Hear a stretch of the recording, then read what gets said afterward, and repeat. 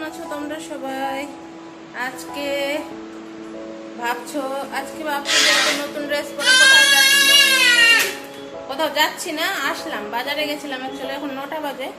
তো সকাল সকাল একটু বাজার থেকে ঘুরে আসলাম, নাহলে রোদ উঠে যায়, প্রচন্ড কষ্ট হয়। আমি আর আসলাম গেছিলাম যাচ্ছি।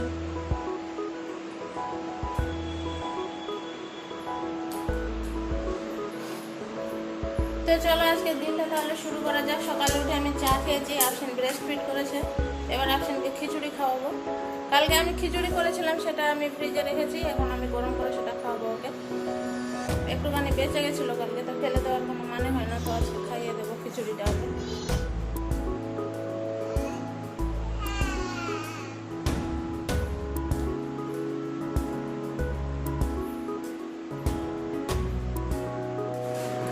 বাচ্চাদেরকে যত সাবধানে রাখো না কেন, কোথাও না কোথাও পড়বে, এখানে পড়বে, ওখানে পড়বে, ওখানে লাগাবে, এইভাবে চলতেই থাকে।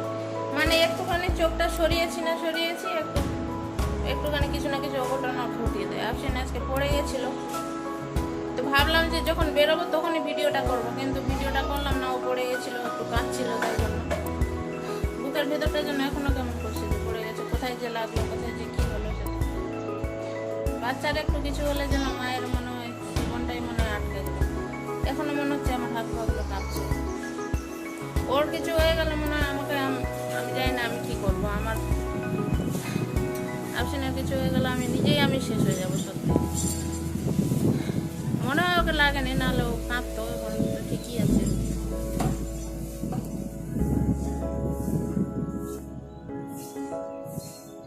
তো জীবন তো থেমে থাকে না, জীবনকে তো চালাতেই হবে, কাজকর্মগুলোকে তো ছেড়ে দিলে চলবে না। যতই মন খারাপ হোক, যা কিছু হোক না কেন, কাজগুলো চালাতেই হবে। আফসিনের কিছু হয়ে গেলে মনে হয় আমি হার্ট অ্যাটাক করে যাবো। ওর কিছু হলে আমি একদম সহ্য করতে পারি না। ওকে একটু সামান্য একটু আঁচড় লাগলেও মনে হয় আমার জীবন শেষ। শুধু আমি কেন, আমার মনে হয় সব মায়েদেরই এটা হয়, যে বাচ্চার কিছু হলে সব মায়েদেরই মনে হয় জীবনটা আটকে গেল। আজকেও প্রচন্ড গরম, তবে আজকে একটা ভালো জিনিস কি, যে আজকে রোদটা অতটা উঠেনি, রোদটা একটু কম আছে, কিন্তু গরম আছে। আশা করা যায় কালকের থেকে আজকের দিনটা একটু ভালো হবে।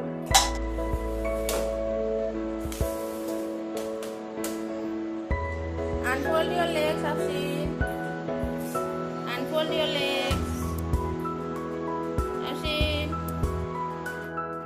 দই বানানোর জন্য আমি এখানে 2 চামচ দুধের দই বীজ তৈরি করে নিয়েছি। দই বীজ কীভাবে তৈরি করতে হয় সেটার রেসিপিটা এখন আমি তোমাদেরকে দেখাবো।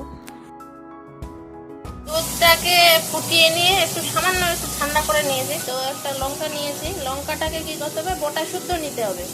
দুধ দিয়ে দেবো, সামান্য দুধ দেবো, বেশি দেবো না। কারণ 1 চামচ মতো দই হলেই মানে পুরো দইটাকে বসানো যায়। তো আমাকে এখন 1 চামচ দই বানাতে হবে, তাই জন্য এটা আমি করে নিলাম। লঙ্কাটাকে ভালোভাবে এটার মধ্যে ডুবিয়ে দিতে হবে। গরম এবং অন্ধকার জায়গায় আমি এটাকে রেখে দেবো 12 ঘন্টার জন্য। এই যে দেখো জমে গেছে, একদম দইয়ের মতো হয়ে গেছে। এবার এটা কি করবো, এটা দিয়ে আমরা দই বানাবো, কিন্তু দই বানানোর আগে এটাকে আগে ছেঁকে নিতে হবে, ছেঁকে তারপরে দই তৈরি করতে হবে। এটা দিয়ে আমি কিভাবে দই তৈরি করি সেটারও রেসিপি আমি দেব। আর দইয়ের এই স্টার্টারটা অ্যাকচুয়ালি মানে ফ্রেশ বানিয়ে যদি দই বানাও তাহলে দইটা খুব ভালো জমে। ধরো আজকে স্টার্টার বানালাম, সেই স্টার্টার দিয়ে যদি 3 বা 4 বার দই বানাই, সেই দইটা অতটা ভালো জমে না। কিন্তু যদি ফ্রেশ স্টার্টার বানিয়ে তারপরে যদি দইটা বানাই তাহলে ভালো জমে।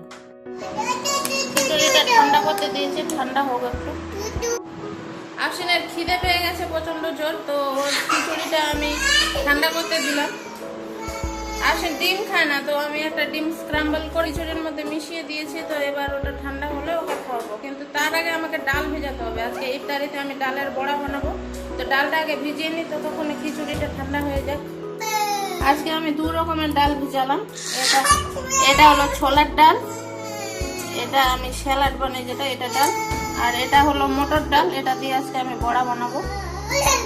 আফসিন ওখানে কাঁদছে, ওকে খিদে পেয়ে গেছে বলে। তো যাই এবার আফসিনকে খাইয়ে দিই।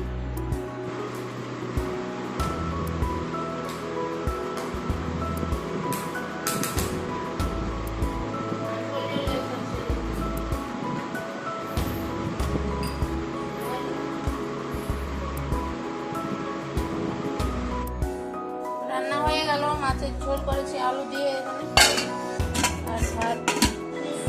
আফসিনকে খাওয়ানো হয়ে গেল, এখন আমি খাবো।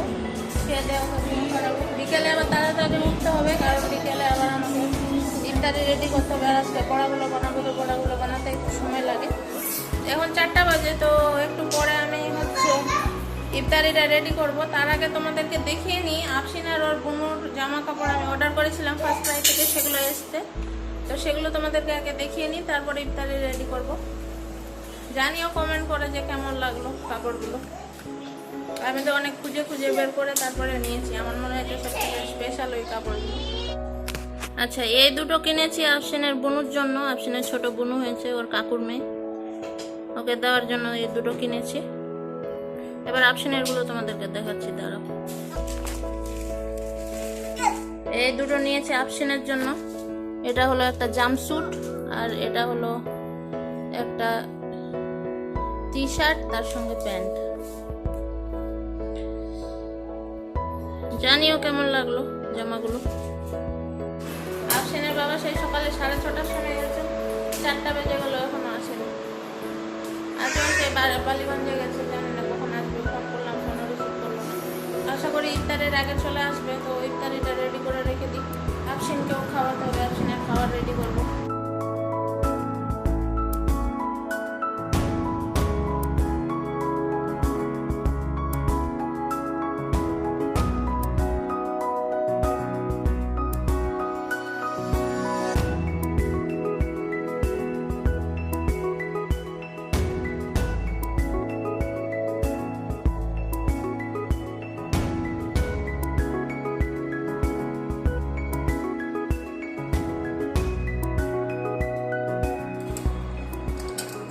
দুধটাকে এখানে ঠান্ডা হতে দিলাম। ঠান্ডা হওয়ার পর আমি লাচ্ছা সেমাইটার মধ্যে ভেজাবো। লাচ্ছা সেমাইটা আবার ঘি দিয়ে আমি ভেজে নেব।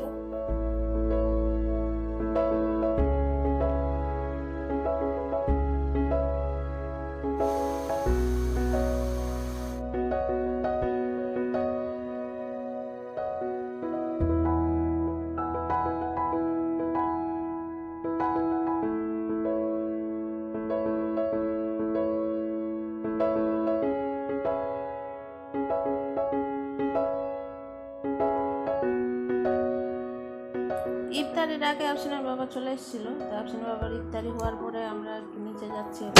7টা বাজে, এখন আমরা নিচে যাচ্ছি আমি আর আফসিন। এই সময়টা বাড়িতে থাকলে আফসিন শুধু কার্টুন দেখতে চায়, ওর মুডটা খারাপ থাকে। তো একটু নিচে থেকে ঘুরিয়ে নিয়ে গেলে ওর মনটা ভালো থাকে। বাচ্চা সবসময় শুধু কার্টুন দেখে, ও তো কার্টুন দেখা বাচ্চাদের জন্য একদমই ঠিক না। তো যাই, ঘুরে আসি। যেও না মা, ভিজে যাবে। যেও না, যেও না, ভিজে যাবে। বৃষ্টি পড়ছে, নিচে এসে দেখছি হঠাৎ করে বৃষ্টি পড়ছে। আর এখানে থাকা যাবে না, এবার চলে যাবো উপরে। বৃষ্টিতে না লাগছে, নামতে চাইবে, ভিজে যাবে, না হলে ভিজে যাবে। তো এখন আসো, কামিয়ার কামিয়ার আসেন, কামিয়ার আসেন। ঘুরে চলে যাচ্ছি আমরা। বাড়ি থেকে একদম বুঝতে পারিনি যে বৃষ্টি হচ্ছে, নিচে এসে দেখছি যে বৃষ্টি হচ্ছে। তো গার্ডেনে তো যাওয়া যাবে না বৃষ্টিতে। তো আজকের এই ভিডিওটা তাহলে এখানে এন্ড করছি। ভালো লাগলে অবশ্যই একটা লাইক দিও। আবার দেখা হবে নতুন কোনো ভিডিও নিয়ে। ততক্ষণের জন্য ভালো থেকো সবাই, বাই। মনে হয় 2 মাস না 3 মাস পর যেন বৃষ্টি হলো আজকে। রোজাদার গুলো দেখি শান্তি পাবে আজকে। অত বেশিও হচ্ছে না বৃষ্টি, আর কি মোটামুটি হচ্ছে একটু একটু। ইস, ঠান্ডা ঠান্ডা হাওয়াটা একটু গায়ে লাগছে, তো মনে হয় কি শান্তি না লাগছে। ওটা দুনিয়া মনে হয় শুকিয়ে গেছে, এত গরম আর এত রোদ।